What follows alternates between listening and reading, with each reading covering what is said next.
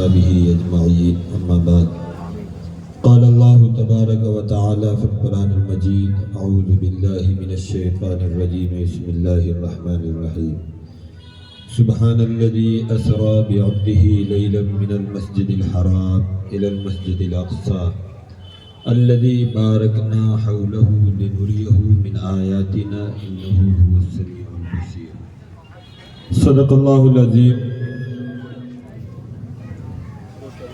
محترم حضرات، آج کا یہ پروگرام یقینی طور پر تاریخ ساز پروگرام ہے، جہاں ہم اور آپ جمع ہیں۔ جمعیت علماء ہند میں آج سے تقریباً ایک مہینہ قبل جب لڑائی کے چند دن گزر گئے تو ایک میٹنگ رکھی تھی۔ یہاں آپ کا ایک ادارہ ہے، ادارہ تعلیم القرآن میں، اور مقصد یہ تھا کہ ہم عادی ہو جاتے ہیں کسی چیز کے۔ ایک آدمی ہے، آج شوگر کا مرض اس کو پتہ چلا تو 10 دن 15 دن مہینہ 2 مہینہ تو بڑی پابندی سے وہ پرہیز کرتا ہے، پھر دھیرے دھیرے وہ شوگر کا عادی ہو جاتا ہے، پھر وہ ان ساری چیزوں میں مصروف ہو جاتا ہے۔ اسی طرح سے جنگ شروع ہوئی غزہ میں، تو شروع میں ہم لوگ بہت تازہ دم تھے ایک دم، اور ہر طرف یہ چرچا چل رہا تھا اور بہت تفصیل کے ساتھ چل رہا تھا، آج اتنے لوگ اس کے مارے گئے، اتنے اس کے مارے گئے۔ پھر یہ چرچا دھیرے دھیرے ٹھنڈا ہو گیا اور ہمیں محسوس ہوا کہ اب لوگ ٹھنڈے ہو جائیں گے، دھیرے دھیرے عادی ہو جائیں گے، پھر یہ جنگ کی خبریں بھی عام خبروں کی طرح سنیں گے۔ تو اسے گرم کس طرح سے رکھا جائے کہ لوگ جاگے ہوئے رہیں، ایک تو یہ مسئلہ تھا۔ دوسرا مسئلہ یہ تھا کہ ہم غزہ والوں کے لیے کیا کر سکتے ہیں۔ اس کے لیے تقریباً 35-40 اس علاقے کے معزز لوگوں کو جمع کیا گیا، ہم لوگوں نے سر جوڑ کر میٹنگیں کی، اور اس میں یہ بات آئی کہ ہم لوگ ایک تو بائیکاٹ کی تحریک ہے، اور دوسری تحریک جو ہے وہ دعا کی تحریک ہے کہ ہم دعا بھی کریں گے اور بائیکاٹ کی تحریک بھی چلائیں گے۔ اس کے لیے حضرت مولانا معظم علی قاسمی صاحب ندوی اور دیگر ہمارے کئی ایک تھے جو یہاں بھی موجود ہیں بعض لوگ، ان سبوں نے کہا کہ نہیں، یہ بہت ضروری ہے کہ کارنر میٹنگ کے طور پر اس کام کو کیا جائے۔ وہ عوامی سطح کی میٹنگ تھی، عوامی سطح پر اس کام کو کیا گیا، جس میں کوئی موضوع نہیں، کوئی بات نہیں، صرف ایک بات تھی کہ بائیکاٹ کرو۔ ہم لوگوں نے طوطے کی طرح اس بات کو رٹ لیا کہ لوگوں کو یہ بتانا ہے کہ بائیکاٹ کرو، اور ایک ایک فرد تک اس بات کو پہنچایا گیا کہ بھائی ہمیں اسرائیلی مصنوعات کا بائیکاٹ کرنا ہے۔ اس کے 2 بڑے پروگرام ہوئے۔ سہیل بھائی ہمارے جماعت اسلامی کے بہت قدیم ذمہ دار ہیں، ساتھیوں میں سے ہیں یہاں، اور ہمارے علی فردوس بھائی، یہ بھی کئی ایک پروگرام میں شریک ہوئے، باتیں آتی رہی، ان کے بیانات بھی ہوئے۔ اس میں ایک بات سہیل بھائی نے کہی کہ مسجد اقصیٰ کا تعارف صحیح انداز میں ہونی چاہیے، لوگ جانے کہ مسجد اقصیٰ ہے کیا۔ انہوں نے بہت سی جگہوں پر اس تعلق سے بڑی تفصیلی اور معلوماتی باتیں بھی کی جو لوگوں کے لیے مفید ہے۔ اور پھر یہ اقصیٰ کانفرنس رکھا گیا، اس تعلق سے اب تک آپ حضرات بڑی تفصیلی گفتگو سن رہے ہیں۔ تو میں تو وہی رٹ کے آیا ہوں کہ بھائی بائیکاٹ کرو، اور کچھ نہیں جانتا میں۔ فلسطین کی تاریخ مجھے کہا گیا تھا 1 ہفتہ پہلے، دیکھ لیجئے گا، یقین مانیے کہ فلسطین کی تاریخ دیکھنے کی ضرورت نہیں ہے۔ پوری سورہ بقرہ کی تفسیر پڑھ چکا ہوں، بار بار پڑھا چکا ہوں، 3 جگہ تفسیر کرتا ہوں، بنی اسرائیل کو بھی جانتا ہوں، فلسطین کو بھی جانتا ہوں، ان کی صفت بھی جانتا ہوں، ان کی خاصیت بھی جانتا ہوں۔ اب سہیل بھائی لوگ، یہ لوگ اصولی آدمی ہیں، یہ اصولی کام کرتے ہیں، میں غیر اصولی آدمی ہوں، تو میں تو بس ایک بات جانتا ہوں، مجھے ایک تحریک چلانی ہے بائیکاٹ کی، مجھے جس اسٹیج پر لا کے کھڑا کر دو، میں ایک بات کہوں گا کہ آپ لوگ بائیکاٹ کے لیے تیار ہیں یا نہیں؟ ذرا ہاتھ اٹھا کے بتا دیجئے آپ لوگ تیار ہیں؟ ہاں چلیے، یہ میرا کام ہے۔ اب جو کام میرے سپرد کیا گیا تھا وہ یہ تھا کہ فلسطین کی تاریخ بیان کرنی۔ اب یہاں تو معاملہ یہ ہے کہ ہم اپنی تاریخ بھولے ہوئے، अलमिया ये है कि हमें अपनी तारीख नहीं मालूम है। इस सच्चाई को आप बर्दाश्त कर सकते हैं तो बर्दाश्त कर लीजिए। हम में का 90% आदमी ये नहीं जानता कि इस मुल्क को आज़ाद मुसलमानों ने किया। इस मुल्क की आज़ादी में खानकाहों का हिस्सा है, इस मुल्क की आज़ादी में दीनी तंजीम का हिस्सा है, इस मुल्क की आज़ादी में मस्जिद का हिस्सा है। ये हम नहीं जानते। हमें ये मालूम है ये फलां साहब है, ये फलां साहब, इसका मुजस्समा लगा हुआ और इसने मुल्क को आज़ाद करवाया। जहां लोग ये नहीं जानते हो वो फलस्तीन की तारीख कहां से याद रखेंगे? अगर आप सुन भी लेंगे तो भी आप फिर 2-4 दिन के बाद जो है साफ कर देंगे और ये समझेंगे कि नहीं, फलस्तीन की तारीख अगर आप उठाकर देखें तो अलग अलग जो रिवायात हैं, मुख्तलिफ चीज़ें, ये मिस्र वगैरह का जो पूरा खित्ता है, मौजूदा फ़लस्तीन जो है वो तो एक तरफ लुबनान है, एक तरफ उर्दून है, एक तरफ शाम है, एक तरफ मिस्र है। ये अभी आपका मौजूदा फ़लस्तीन है कि चारों तरफ से घिरा हुआ, इसके चारों तरफ ये ममालिक हैं। कदीम फ़लस्तीन को उठाकर देखें तो इसे कनानियों ने आबाद किया था। फिर वो मामला चला यहूदियों से 2 मरतबा, ये इस्लाम की आमद से पहले 2 जंगें हुई जिसमें यहूदी बहुत बुरी तरह से यहाँ से ज़लील ख़ार होकर के निकाले गए। फिर आप आगे बढ़े तो दाऊद और ये तालूत जालूत का जो वाक़या है उसे आप देखें। 20 मिनट का मेरे पास वक्त है, 5 मिनट तो मैंने अपनी बात की है, 15 मिनट में आपको फ़लस्तीन की तारीख़ मैं नहीं सुना सकता, लेकिन मैं आपको इशारा करूंगा और आपसे ये कहूंगा कि आप फ़लस्तीन की तारीख़ पढ़ें। दाऊद तालूत का जो मसला आया वो दूसरे पारे के आखिरी पेज से पहले 2 पेज में ये पूरा वाक़या है। मेरा ख्याल है कि हम लोग तफसीर पढ़ते नहीं हैं। मैंने तकरीबन 3 जगह पे तफसीर का आगाज़ किया, कहीं 5 लोग, कहीं 10 लोग, कहीं 15 लोग, इससे ज़्यादा तफसीर में लोग नहीं आ सके। और जब तक कुरान पाक को गहराई, कुरान पाक को सिर्फ ये नहीं कि वो शरीयत की कोई किताब है, यकीनी तौर पर अल्लाह ने उतारा है तो शरीयत की किताब है, लेकिन इसमें अल्लाह तबारक तआला ने सारी चीज़ों को जमा किया है। जोग्राफिया भी है, शरीयत भी है, कानून भी है, फ़िक़्ह भी, सारी चीज़ें। हमारा यही असल है। हम जब जोग्राफिया पढ़ेंगे तो पहले हम ये देखेंगे कि कुरान पाक इस ताल्लुक़ से क्या कहता है, कुरान पाक की तालीम क्या है। हम कुरान हमने पढ़ा ही नहीं तो दूसरों की किताबों को जब पढ़ेंगे तो हमको ये पता चलेगा कि मेरा बाप दादा बंदर था, हम बंदर की औलाद है। सीधी सी बात। दूसरों की किताबें अगर हम पढ़ते हैं तो दूसरे हमको ये बताते हैं कि डरावन का नजरिया है कि इंसान बंदर की औलाद है तो बंदर की औलाद होगा, हम थोड़ी ना बंदर की औलाद है, हम तो आदम की औलाद है। बहरहाल तो कुरान पाक को पढ़े, आपको पूरे वाक़यात मिलते चले जाएंगे। कनानियों ने मिस्र को आबाद किया और हजरत उमर, कनानियों ने ये फ़लस्तीन के खित्ते को आबाद किया। पूरा खित्ता जो पहाड़ी खित्ता है इस पूरे को हजरत उमर रज़ियल्लाहु ताला अन्हु के ज़माने में, हजरत अबू बकर के ज़माने में भी कोशिशें की गई। हुज़ूर सल्लल्लाहु अलैहि वसल्लम ने जो आखिरी जो लश्कर तैयार किया गया था, हजरत उसामा की निगरानी में जो लश्कर, वो लश्कर यहीं के लिए तैयार किया गया था, इसी खित्ते के लिए वो लश्कर था जिसे हजरत अबू बकर रज़ियल्लाहु ताला अन्हु ने भेजा था कि नहीं ये लश्कर इसी तरह से जाएगा। लोगों ने कहा भी था कि इस लश्कर को कैंसिल कर दे, तो आपने कहा नहीं ये लश्कर कैंसिल नहीं हो सकता।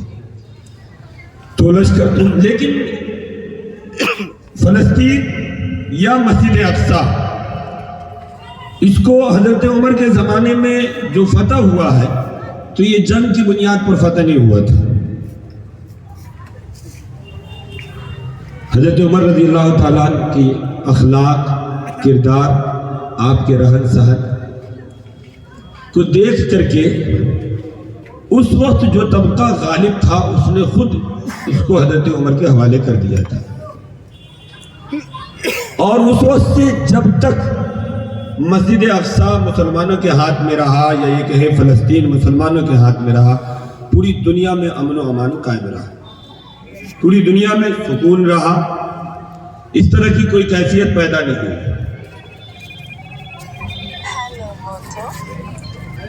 फिर صلاح الدین ایوبی سے پہلے مسجد اقصی پر عیسائیوں نے قبضہ کیا اور وہ تاریخ ساز لڑائی ہوئی جس کے روح رواں صلاح الدین ایوبی تھے. انہوں نے ایک فیصلہ کیا کہ ہم اس وقت تک آرام سے نہیں بیٹھیں گے جب تک مسجد اقصی کو آزاد نہ کر لیں.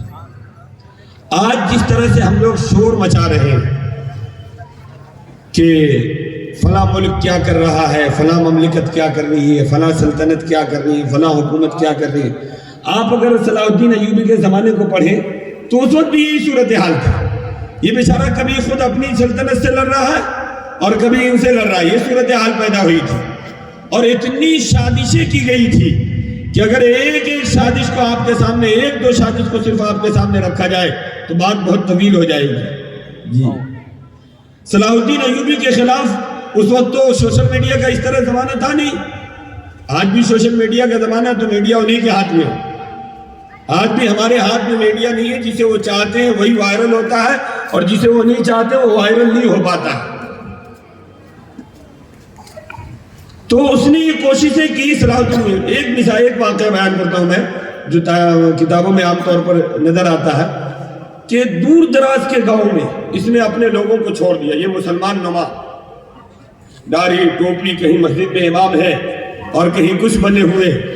یہ لوگوں کو جا کر کے یہ اپنی مسجدوں سے انہوں نے اعلان کیا، انہوں نے اپنی مسجدوں سے اعلان کیا کہ صلاح الدین ایوبی امت کو کٹوا رہا ہے. آج بھی کچھ لوگ یہ کہہ رہے ہیں کہ حماس والوں نے جو ہے لوگوں کو خطرے میں ڈال دیا ہے. حماس والوں نے لوگوں کو خطرے میں ڈال دیا. ان کے پاس وسائل نہیں تھے تو یہ کیوں ٹکرانے کے لیے گئے؟ یہی اعتراض ٹھیک صلاح الدین ایوبی کے زمانے میں ہوا، درس تفسیر میں ہوا، قرآن کے درس میں کیا، حدیث کے درس میں کیا، مسجدوں میں کیا گیا. مختلف طریقوں سے یہ اعتراضات کیے گئے، یہاں تک کہ صلاح الدین ایوبی کے ایک جرنیل کو گرفتار کر لیا گیا. اور پھر یہ اس تعلق سے بڑی تفصیلی ناول ہے التمش کی، داستان ایمان فروشوں کی. اس میں اس نے ایک واقعہ لکھا تھا کہ اس کے جرنیل کو گرفتار کر کے اور پھر یہ نظام بنایا گیا، لوگوں کو جمع کیا کہ صلاح الدین ایوبی کا جرنیل میرے پاس آیا ہے اور وہ جو ہے سو کوئی خبر سنائے گا. ہزاروں ہزار لوگ جمع ہوئے دسیوں گاؤں سے. کسی پہاڑی کے نیچے اسے بیٹھا دیا گیا، یہ پہاڑی ہے اونچی، اس کے نیچے اسے بیٹھا دیا گیا. اور اس کے بعد جو ہے اس نے بتایا کہ مجھے اللہ کے نبی صلی اللہ علیہ وسلم خواب میں آئے، انہوں نے کہا کہ ایوبی کا ساتھ چھوڑ دو، اس لیے میں ان کا ساتھ چھوڑ کے چلا آیا. مجمع میں سے کوئی آدمی سیٹ ہوتا تھا، وہ کھڑا ہوتا تھا کہ آپ کی یہ بات صحیح ہے، اس کی دلیل کیا ہے؟ تو کہا اس کی دلیل یہ ہے کہ فلاں تاریخ کو جمع ہو جاؤ اور فلاں پہاڑی پر جو ہے سو وہ جلوہ طور نمودار ہوگا. اب 20-25 گاؤں کے لوگوں کو جمع کر کے یہاں بیٹھے اور پورا مجمع کھڑا ہے، 25,000 کا مجمع ہے، چنے ہوئے لوگ ہیں، اوپر آدمی تیار ہے اور شام کا وقت ہے، اندھیرا ہے، اگربتی یوں رکھی ہوئی ہے اور یہ بابا یوں بیٹھا ہوا اور یہ دعا کرتا، بولتا دعا کرو اللہ اگر ہم حق پر ہیں تو اللہ جلوہ طور دکھا دے. اور پھر یہ دعا کرتا ہے یا اللہ اگر ہم حق پر ہیں تو جلوہ طور دکھا دے، اور موم بتی یوں ہلاتا. اچانک پہاڑی پر آگ لگتی. 2-3 جگہ پہ یہ واقعہ ہو گیا. ہزاروں لوگ جو ہے سو صلاح الدین ایوبی کے خلاف کھڑے ہو گئے، بڑی تنظیم بن گئی. صلاح الدین ایوبی کو یہ خبر ملی تو صلاح الدین ایوبی نے اپنے جاسوسوں کو بھیجا. اس کا جاسوسی نظام بڑا مضبوط تھا. اس نے اپنے جاسوسوں کو بھیجا. جاسوس سب سے پہلے تو یہ لیا کہ اگلا ڈیٹ کہاں ہے جہاں جلوہ طور دکھائے گئی ہے. تو پتہ لگا کہ اگلی جگہ جلوہ طور دکھانے کی وہاں ہے. اچھا جو پکڑا ہوا تھا جو جلوہ طور دکھواتا تھا وہ بھی صلاح الدین ایوبی کا جرنیل تھا. وہاں اس نے اپنے آدمی کو سیٹ کیا. یہاں صلاح الدین ایوبی کے آگے پیچھے اس جرنیل کے آگے پیچھے اپنے آدمی کو رکھا. پوری باتیں کی، اشارہ کنایا میں سمجھ میں آ گیا کہ اس کو تو چاروں طرف سے جو کھڑے ہوئے لوگ ہیں سب زہر میں بجھی ہوئی جو ہے وہ لیے برچھا لیے ہوئے. جہاں یہ ہلیں گے برچھا پھونک دیا جائے گا. اسے سمجھا دیا گیا تمہیں یہی بولنا. کہا ٹھیک ہے، پورا انتظام کر دیا. اب دعا کر رہے ہیں، اگر موم بتی یوں ہلا رہے ہیں اندھیرے میں، اوپر سے کوئی چونکہ پہلے سے تو آدمی سیٹ ہے، اوپر جتنے لوگ تھے جو آگ لگایا کرتے تھے انہیں باندھ کر کے کنارے میں ڈال دیا گیا تھا، جلوہ طور ظاہر نہیں ہوا۔ تو یہ سازش صلاح الدین ایوبی کے زمانے میں بھی ہوئی، یہ پروپیگنڈا اس زمانے میں بھی ہوا، لیکن بہرحال صلاح الدین ایوبی نے ان سازشوں کا مقابلہ کیا اور جو ہے پھر مسجد اقصی مسلمانوں کے ہاتھ میں آیا۔ سلطان عبدالحمید کے زمانے میں یہودیوں نے کوششیں کی، سلطان کے پاس پہنچے اور سلطان سے یہ کہا کہ آپ فلسطین میں 17ویں صدی کے بعد یعنی 18ویں صدی کے آغاز سے یہ کوششیں ہو رہی ہیں کہ ہم اپنا کہیں حکومت بنا لیں، یہودی اس کے لیے کوششیں کر رہے ہیں، جد و جہد کر رہے ہیں کہ ہم اپنی کہیں حکومت بنا لیں۔ 17ویں صدی کے بعد انہوں نے یہ کوشش شروع کی ہے۔ سلطان عبدالحمید کے پاس گئے ہیں، ان سے مطالبہ کیا، سلطان نے تنکا اٹھا کر کے کہا کہ تنکا بھی مانگو گے فلسطین سے تو ہم نہیں دے سکتے، یہ مسلمانوں کی وراثت ہے اور یہ میرے پاس امانت ہے، میں نہیں دے سکتا۔ اس کے بعد انہوں نے سازشیں کی، پھر یہ برطانیہ حکومت کو انہوں نے اپنا غلام بنایا۔ برطانیہ، ان کے پاس پیسہ تو ہر دور میں رہا، آج بھی پیسہ ہے، اس لیے ہم لوگ یہ کہتے ہیں کہ اس کو پیسے کی مار مارے، اس سے کمزور کرے۔ اس نے پیسے کا، میڈیا کا، اس وقت بھی میڈیا ان کے ہاتھ میں تھا، پروپیگنڈے کے ماسٹر مائنڈ تھے اس وقت بھی، یہ تو حضور کے زمانے میں پروپیگنڈے کے ماسٹر مائنڈ تھے۔ آپ اگر دیکھیں کربلا کو اور اس سے پہلے پورا عبداللہ بن سبا اور ان لوگوں کی تاریخ کو پڑھیں تو آپ کو سمجھ میں آئے گا کہ یہ پروپیگنڈے کے کتنے ماہر تھے۔ انہوں نے پروپیگنڈا کیا سلطان عبدالحمید کے ساتھ، اور سلطان عبدالحمید کے زمانے میں پھر خلافت کے خلاف مضبوط پروپیگنڈا کر کے خلافت کو انہوں نے ختم کیا، اور فلسطین میں ان کو برطانیہ اور امریکہ نے زبردستی لے جا کر کے بیٹھایا۔ اس وقت بھی دنیا کی جو کئی ایک بڑی طاقتیں تھیں اور جو باشعور لوگ تھے وہ اس کے خلاف تھے، لیکن یہ جو آپ کی تنظیم ہے نا، اقوام متحدہ، اس کو کیا کہتے ہیں آپ لوگ، UNO، ہاں UNO، بڑی ظالم ہے، بہت زیادہ، مطلب یہ بنا ہی اس لیے ہے کہ یہ کمزوروں کو اور کمزور کر دے اور مضبوطوں سے پیسہ کھائے۔ یہ دلال ہے، UNO دلال ہے اور سب سے بڑا دلال ہے۔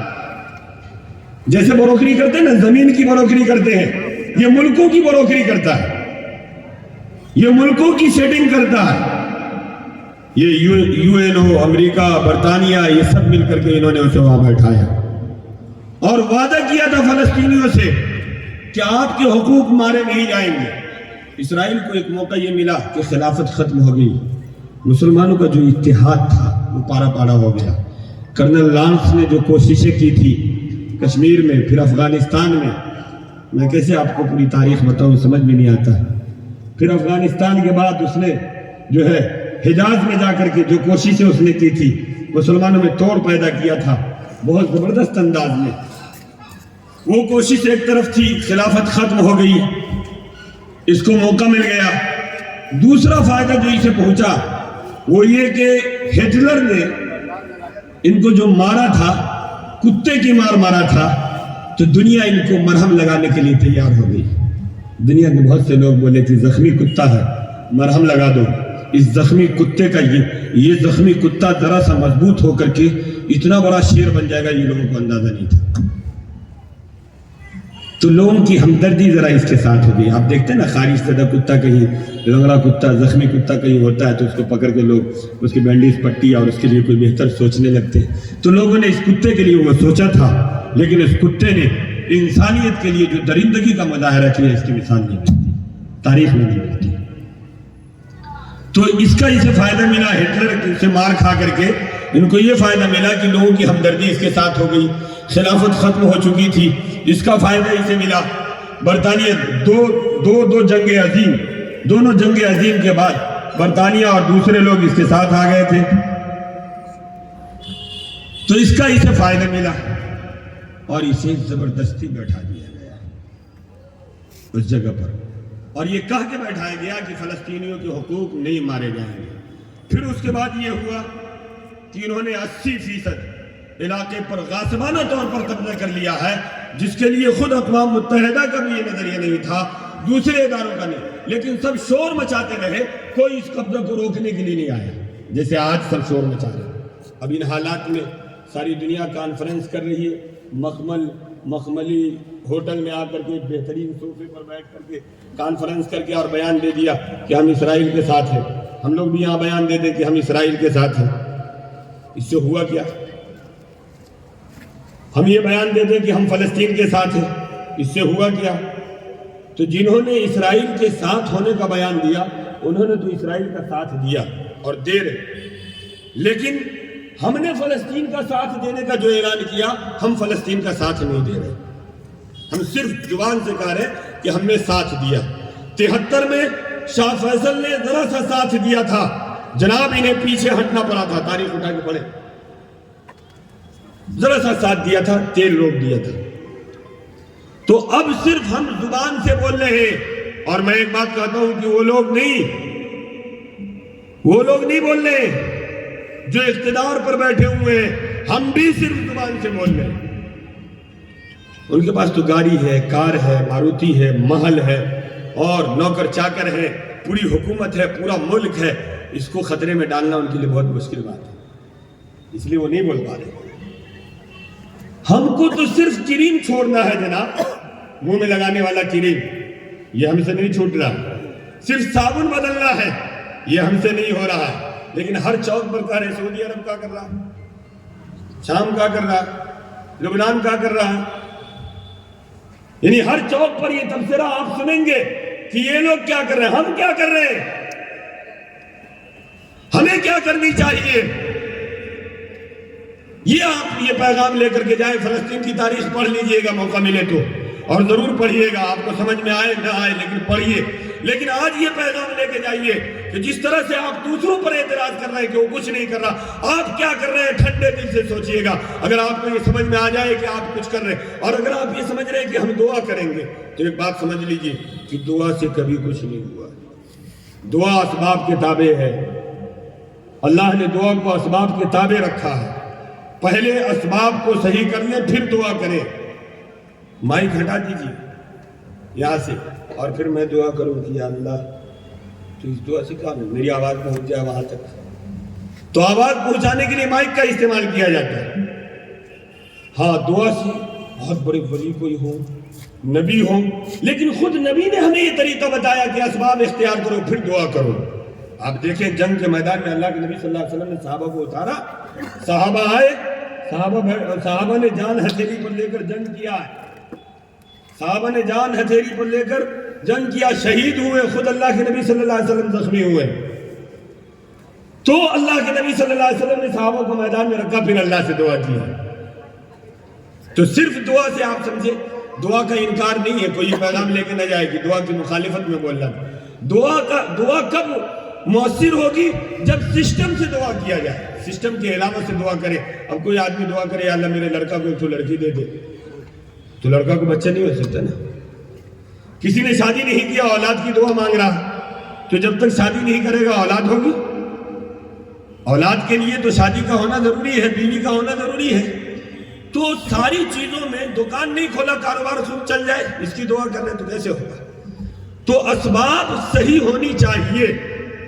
آج کے پرفتن حالات میں ہم دعا تو کر رہے ہیں فلسطینیوں کے لیے، یا اللہ ان کی نصرت فرما، لیکن ہمارا ساتھ اسرائیل کے ساتھ ہے، ہمارا تعاون اسرائیل کے ساتھ ہے۔ اس طرح سے کہ ہم اسرائیلی پروڈکٹ خرید رہے ہیں، اسرائیلی پروڈکٹ استعمال کر رہے ہیں، ہمارا پیسہ اسرائیل کو جا رہا ہے اور دعا فلسطین کو جا رہی ہے۔ اب بتائیے جیتے گا کون؟